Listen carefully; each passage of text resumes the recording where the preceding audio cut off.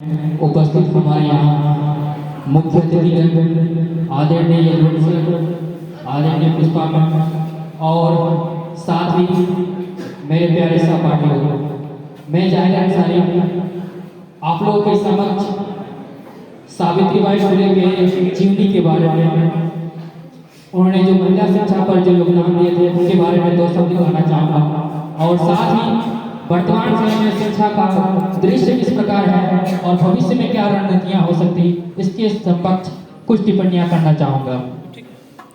जैसे कि आप सभी लोग जानते हैं कि 3 जनवरी 1831 को सावित्रीबाई फुले का जन्म होता है और जब जन्म हुआ था तो एक दलित परिवार में जन्म हुआ था। यानी कि उस समय दलित परिवारों के लिए शिक्षा तक सोचना तक दूर की बात थी, क्योंकि शिक्षा ग्रहण करना भी एक बहुत चैलेंजिंग था। और जब उन्होंने 9 वर्ष की अवस्था में जब उसकी शादी हो गई थी ज्योतिबा राव फुले से, तब उसके बाद उन्होंने ज्योतिबा राव फुले के साथ उन्होंने शिक्षा ग्रहण की और शिक्षा ग्रहण करके बाद भारत की प्रथम महिला शिक्षिका बनी। और भारत की प्रथम महिला शिक्षिकाएं नहीं बल्कि एक कवित्री भी थी, जन जागरूकता के भी एक कवित्री थी। वो भारत की प्रथम महिला प्रिंसिपल भी थी, तो एक समाज सेवक सेविका भी थी, प्रिंसिपल भी थी, कवित्री भी थी और शिक्षा भी थी। यानी कि उनमें जो विचारों का जो समन्वय था कहीं ना कहीं उन्हें व्यापक स्तर पर दिखाई देता है। चाहे हम कबीर के दोहे में देखते हैं, चाहे हम रामधारी सिंह दिनकर के दोहे में, उनका जो विचार था, उनका जो मेल था, कहीं ना कहीं वो शिक्षा के प्रति व्यापक स्तर को दृष्टिकोण को परिचालित कर रहा था। क्योंकि अभी जब प्रश्न उठता है कि महिला शिक्षा क्यों जरूरी है, क्योंकि इसलिए भी जरूरी, क्योंकि किसी भी विकसित राष्ट्र में जब महिला पुरुष बराबर स्तर पर कार्य करेंगे तो वही एक विकसित राष्ट्र में सुपर पावर की तरफ, सुपर पावर पर दुनिया में ला सकता।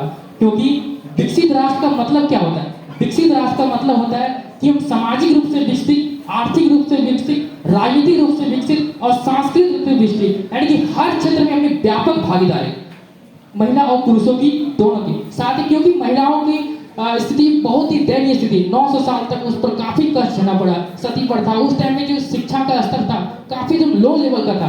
तो जिस वजह से वो अपने आप को जिस तरह शिक्षा व्यवस्था में ढाले, अपने आप को उजागर किए, तो कहीं ना कहीं एक बहुत ही महिलाओं का एक गठजोड़ बनकर गया। और 1848 में उन्होंने सबसे पहले स्त्रियों के लिए प्रथम स्कूल खोले, यानी महिलाओं के लिए प्रथम स्कूल खोले 1848 में। और उसके बाद दोनों ने मिलकर लगभग 18 स्कूलें खोले गए पूरे भारतवर्ष में।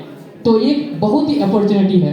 और वर्तमान समय में देखते हैं कि हम महिला को क्यों हम शिक्षित करना चाह रहे थे, क्योंकि एक सोलबर्ग और लेगार्डे यानी कि 2 विदेशी संस्था है, इनमें एक रिपोर्ट जारी की है कि 2018 में रिपोर्ट जारी की, तो अगर महिलाओं का जो लेबर फोर्स पार्टिसिपेशन यानी श्रम दर भागीदारी में अगर महिला पुरुष बराबर होंगे तो भारत की जो आर्थिक स्थिति यानी कि जीडीपी, भारत की जीडीपी वो 27% बढ़ जाएंगे। तो ये कितनी बड़ी बात है। तो महिलाओं की स्थिति इसीलिए जोर दिया जा रहा है कि नहीं, उसका एजुकेशन होना बहुत जरूरी है। क्योंकि समाज में जब एक हाथ से ताली नहीं बजता, 2 हाथ का भी समन्वय होना चाहिए। इसीलिए क्या है, किसी कवि ने कहता है कि मुझसे ना पूछना कि मेरी मंजिल कहाँ है, मुझसे ना पूछना कि मेरी मंजिल कहाँ है, अभी तो मैंने शुरुआत किया है। मुझसे ना पूछना कि मेरी मंजिल कहाँ है, अभी तो मैंने शुरुआत की है। क्योंकि मैं अपने मुकम्मल को नहीं बल्कि अपने आप से ये वादा किए हैं। इतना ही कहकर मैं अपनी वाणी को विराम देता हूँ। जय हिंद, जय भारत, जय भारत।